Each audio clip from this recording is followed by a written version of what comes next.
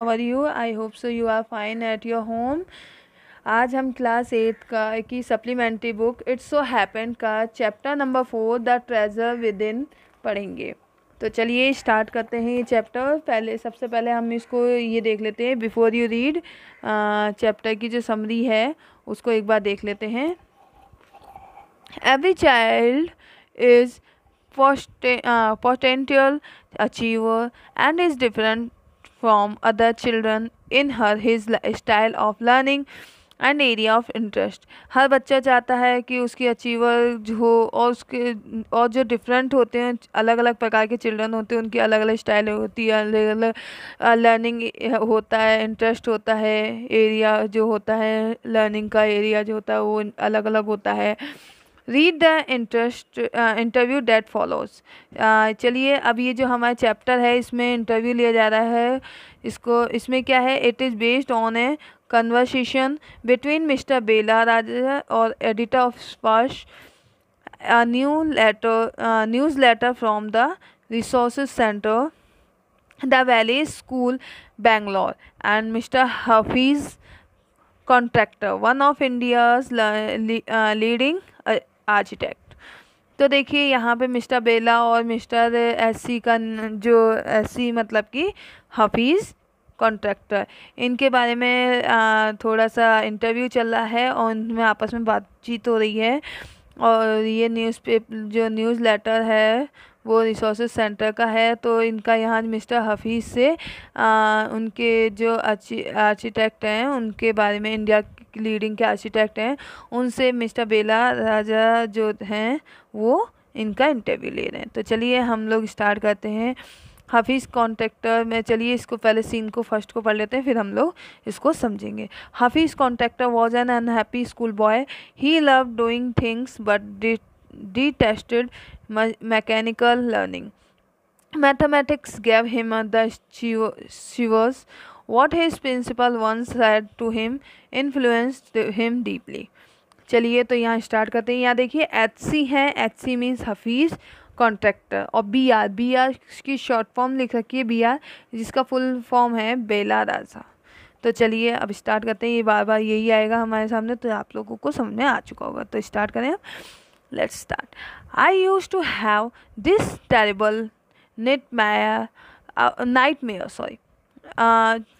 यहाँ जो HC हैं वो कहते हैं कि ये जो रात हुआ करती थी, जो आधी रात होती है, वो मेरे लिए बहुत ही टेरेबल यानी बहुत ज़्यादा ख़तरनाक होती है। जो उसके सपने होते हैं बहुत ख़तरनाक आते हैं। Only now over the last 4 to 5 years, और ये तब तक आए थे कि जब 4-5 साल तक आए थे। It seems to have disappear, और ये अब आना बंद हो चुके हैं वैसे तो, लेकिन वो जब सपने आते थे तो बहुत ही खतरनाक आया करते थे मुझे। ये 4-5 साल तक ये सपने आए थे मुझे, अब ख़त्म हो गए ये सपने आना। What nightmare are you talking about and why do you think it had disappear now. अब मिस्टर BR जो हैं वो पूछते हैं कि कौन से ख़तरनाक सपने, क्या आप उनके बारे में हमें बता सकते हैं, और वह अब क्यों नहीं आते। इस वाई डू यू थिंक, तो आप क्या सोचते हैं कि ये सपने अब क्यों नहीं आते। तो ऐसी बताते हैं, I used to get continuous nightmare about appearing for a math examination where I did not know anything. मुझे ये जो सपने आया करते थे नाइट मेयर, मतलब आधी रात को जो सपने आया करते थे खतरनाक वाले, वो हमेशा मुझे आते थे मैथ्स एग्ज़ाम के। और उसमें मुझे मैथ्स एग्ज़ाम के जब सपने आते थे तो उसमें मुझे कुछ भी नहीं आता था।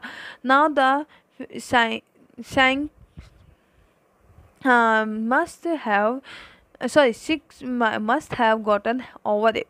I don't have to think about education and here is absolutely no time to get nightmare. अब वो बताते हैं कि जो ये सपने होते थे वो सिंक मतलब माइंड में मुझे बहुत ज़्यादा परेशान करते थे। और ये जो एजुकेशन जो थी, आपको क्या लगता है कि जो मेरी एजुकेशन थी वो उस टाइम पे बिल्कुल भी मतलब इस टाइप की थी नहीं, है ना। मैं मतलब इन सब से बहुत दूर रहता था। तो उनके जो सपने हुआ करते थे वो मुझे रात में आया करते थे। बिया, tell us something about your earliest memories in school. क्या आप हमें जो पुरानी स्कूल की जो मेमोरीज हैं, वह आपकी जो मेमोरीज हैं उन्हें हमें बता सकते हैं? तो एचसी कहते हैं कि in the first and second year I was a good student. First और सेकंड ईयर तो मैं कैसा स्टूडेंट था? बहुत ही अच्छा स्टूडेंट था। After I reach the third standard I simply lost interest and I never studied. कि पहली और दूसरी साल तो मैं बहुत ही अच्छा स्टूडेंट था, और जब मैं फाइनली मतलब कि जब मैंने थर्ड स्टैंडर्ड में पहुंचा तो मैंने अपनी जो स्टडी से रिलेटेड जितना भी इंटरेस्ट था वो सब खो दिया था। I used to be interested in game. मेरा जो इंटरेस्ट था वो किस में था? गेम में था। रनिंग अराउंड, भागने में था, इधर उधर भागना है ना, प्लेइंग खेलना, जोक्स एंड प्रैंक्स, मतलब जोक्स बनाना और हाँ, लोगों को बुद्धू बनाना, दूसरों को एक दूसरे के बुद्धू बनाना, एक दूसरे की मजाक उड़ाना, इस तरीके की शैतानियों में मेरा माइंड लग गया था।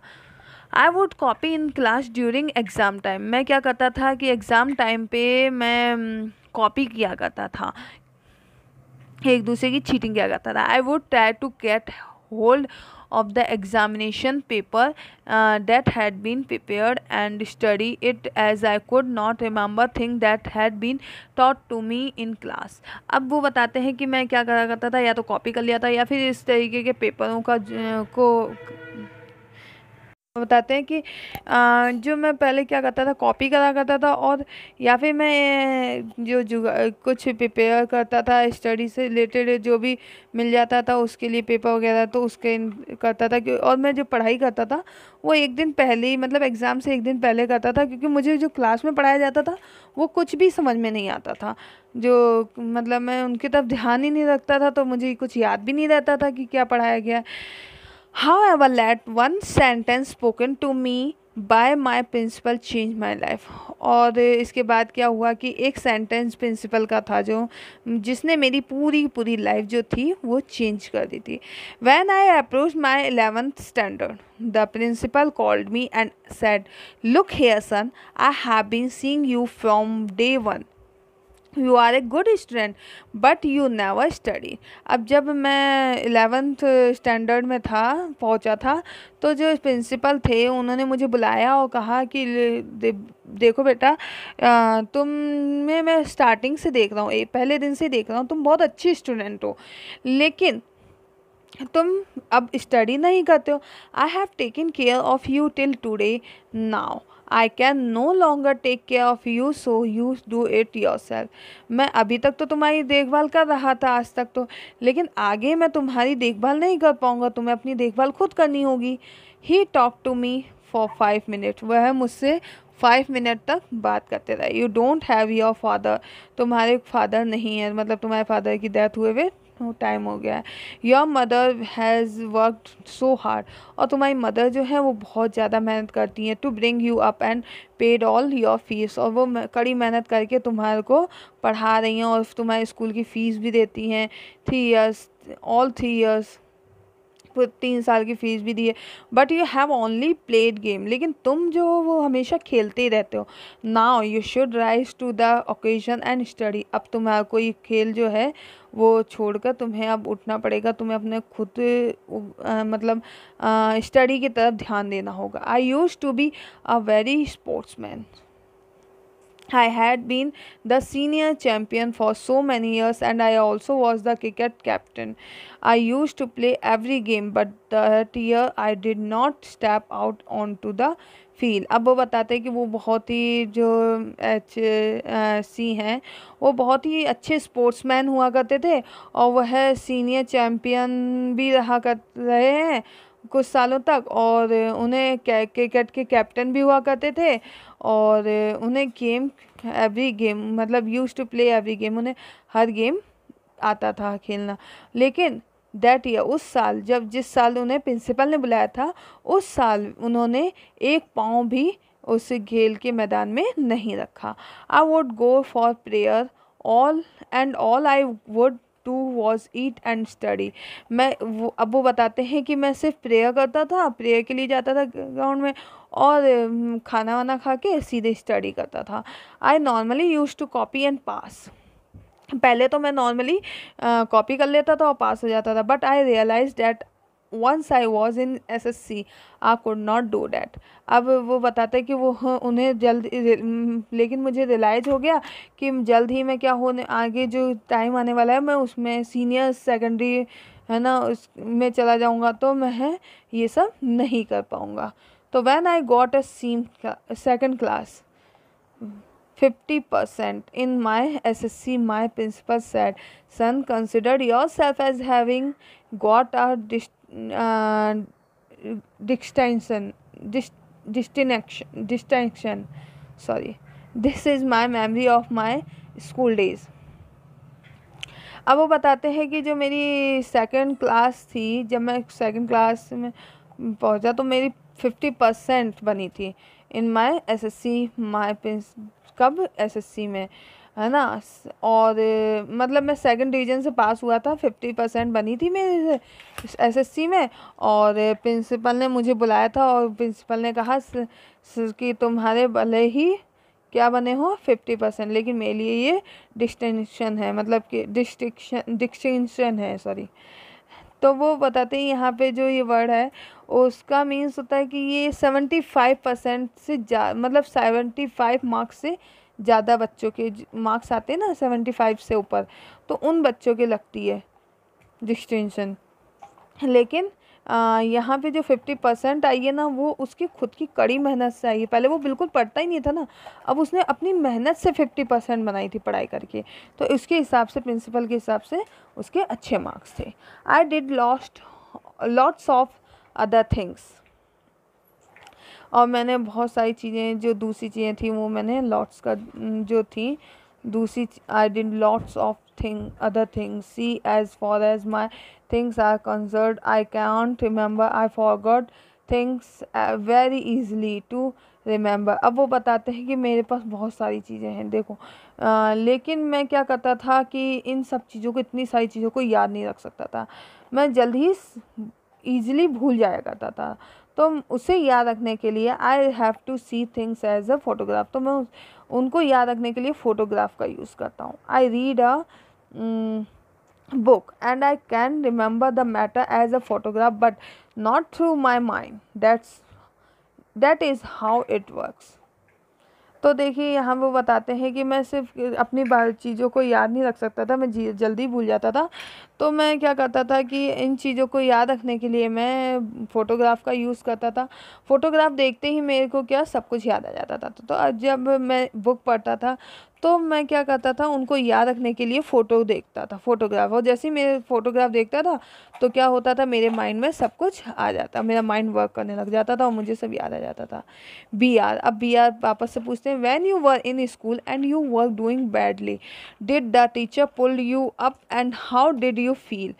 तो अब बताते हैं, BR पूछते हैं कि जब आप स्कूल में थे तो आपने बहुत ही बुरा किया था, मतलब स्टडी वगैरह में बहुत बुरे थे, तो आपकी जो टीचर थी वो आपको पुल यू अप मीन्स होता है कि मतलब कि टीचर गुस्से में आ जाती ना, जैसे बच्चे वर्क वगैरह नहीं करते तो टीचर गुस्से में आ जाती थी उनसे, मतलब कि जैसे ऐसा सुना बच्चों से को सुनाया करती थी कि तुम ऐसा नहीं करते हो, पढ़ाई नहीं करते हो, ये है ना। तो आपको कैसा फील होता था जब आपको टीचर्स सुनाते थे? तो ऐसी बताते हैं, I never felt anything on being fooled up, कि मुझे कुछ भी ऐसा याद नहीं कि वो मुझे क्या क्या सुनाती थी। I used to be so interest in playing, मेरा बहुत ज़्यादा दिमाग खेलने में रहता था। I would receive caning every week. Caning means होता है यहाँ पे जो बच्चे होते थे ना पुराने, अभी तो बच्चों को मारा नहीं जाता, लेकिन पुराने टाइम में मतलब जो पुराने स्टूडेंट्स हैं जितने भी आपके, तो वो उन लोगों को क्या डंडों से मारा जाता। टीचर क्या यूज़ करती थी, उनको सुधारने के लिए डंडे का यूज़ करती थी। तो कैनिंग यहाँ पे डंडों के लिए। तो वो बताते हैं कि जब मेरा बहुत ही ज़्यादा इंटरेस्ट खेलने में था तो मुझे क्या पढ़ते थे, हर वीक डंडे पढ़ते थे। BR, when you knew that you had incurred the wrath of your teacher by not doing your homework or by behaving badly, when you knew you would get a caning, what was the state of your mind?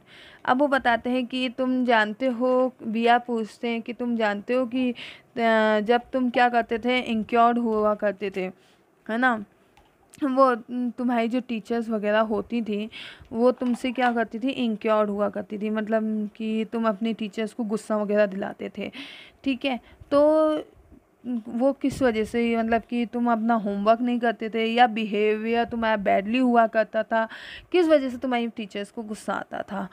When you knew you would get a caning, क्यों तुम्हें इतने डंडे पड़ते थे, क्या आप जानते हैं, what was the state of your mind, तब आपके दिमाग में क्या मतलब स्टेटमेंट आते थे। तो ऐसे ही कहते हैं स्टेट ऑफ माइंड, मैं क्या सोचता था उस टाइम, क्या सोचता था, just lift up the hand and they would can you.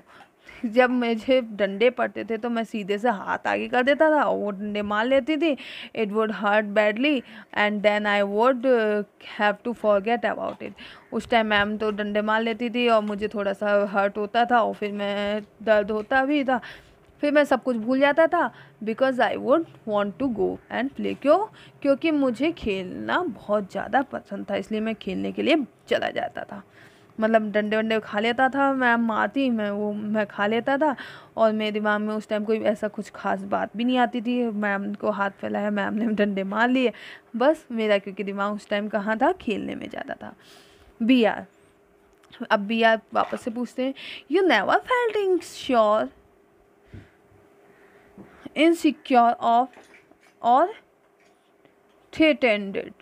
अब वो बोलती हैं कि आपको बिल्कुल भी, उनको वो कहते हैं बिया कि आपको बिल्कुल भी अच्छा नहीं लगता था, ऐसा नहीं होता कि अच्छा नहीं लगता है, मैम ऐसे मारती हैं, या आपको मैम से डर वगैरह नहीं लगता था क्या। तो ऐसे ही कहते हैं, I was just interested in playing and nothing else, मेरा केवल दिमाग सिर्फ खेलने में ही था और इसके अलावा किसी और में नहीं था। I was most interested in funny prank. अब वो बताते हैं कि मेरा जो दिमाग था वो किस में ज़्यादा लगा रहता था, फनी प्रैंक में लगा रहता था। One day I did not want to study. अब वो बताते हैं कि एक बार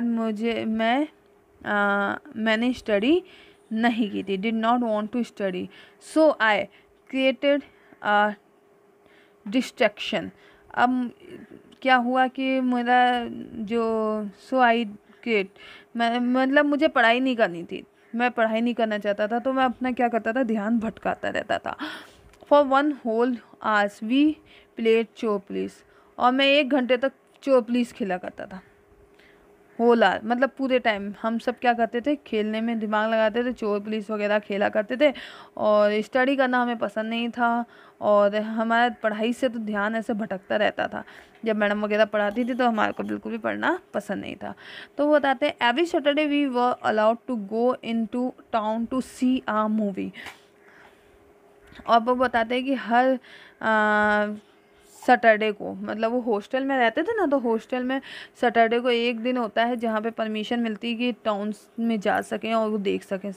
तो वो बताते हैं कि मैं हर सैटरडे को हमें अलाउ था जाना टाउन में और क्या देखने, सिया मूवी। तो मैं मूवी देखा करता था। So what I would do was have no lunch. तो मैं क्या करता था, उस दिन बिल्कुल भी लंच नहीं करता था सुबह, and collect money from 40-50 student. और 40-50 बच्चों से मैं पैसे कलेक्ट कर लिया करता था एंड बाय द टिकट, और मैं भाग के जाता था और टिकट खरीद लेता था। ऑन माई वे बैक, और वापस से आने के बाद I would eat to my heart's content, और मैं उसके बाद आने के बाद सब खा लेता था, जो बचता था उससे मैं खा पी लेता था। I used to be the leader of a gang. हम क्या हुआ करता था, अपनी गैंग का लीडर हुआ करता था। We would have gang fights and plan strategy. हाँ, वो बताते हैं कि मैं गैंग का लीडर हुआ करता था और मुझे जो फाइट वगैरह होती थी या कोई भी प्लान होता था उनको मैं ही बताया करता था। These things use to interest me more than any academics. और मुझे इन चीज़ों में बहुत ज़्यादा इंटरेस्ट था, कोई भी एकेडमिक में। Students use to book my text book for the following year. और उस साल लोग बच्चे जो थे, स्टूडेंट्स थे, वो मुझे मेरी जो टेक्स्ट बुक हुआ करती थी उनको फॉलो करने लग गए थे, because they were almost brand new. क्योंकि जो मेरी बुक्स हुआ करती थी वो नहीं हुआ करती थी, क्योंकि मैं पढ़ने में मेरा इंटरेस्ट तो था ही नहीं ना। तो जो वो जो स्टूडेंट होते हैं, जूनियर स्टूडेंट्स वगैरह जिसे हम कहते हैं, वो क्या करते थे, उसकी बुक्स ले लिया कर देते थे, है ना, ले लिया करते थे और उससे पढ़ाई किया करते थे। और क्यों लिया करते थे, क्योंकि जो ये थे ऐसी, इनकी जो बुक्स हुआ करती थी वो बिल्कुल न्यू होती थी, क्योंकि वो खोल के देखते ही नहीं थे, उनका पढ़ने में इंटरेस्ट ही नहीं था, इसलिए वो खोलते ही नहीं थी। I probably open them one day before exam. वह उसे कब खोला करते थे, सिर्फ एग्ज़ाम के एक दिन पहले खोला करते थे। तो देखिए कम्प्रीहेंशन चेक सीन 1 ख़त्म होता है हमारा। ये 4 क्वेश्चन आपको कॉपी में करने ही हैं। फिर कल नेक्स्ट पार्ट में हम जो इसका सेकंड पार्ट पढ़ेंगे। ओके बच्चों, stay home, stay safe, bye.